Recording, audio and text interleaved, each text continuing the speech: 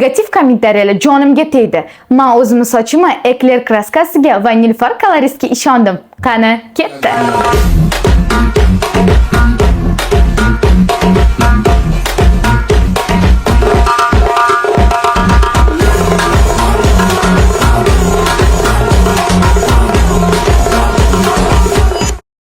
Eclair kraskalari rangni xuddi qadoqdagiga chiqazadi. Oq sochlarni yaxshi yopadi va uzoq muddat rangni saqlaydi. Shampun shikastlangan sochlarni oziqlantiradi va keratin effektni beradi. Balzam va yog'lar sochlarni silliq qiladi va chigalni ketkazadi.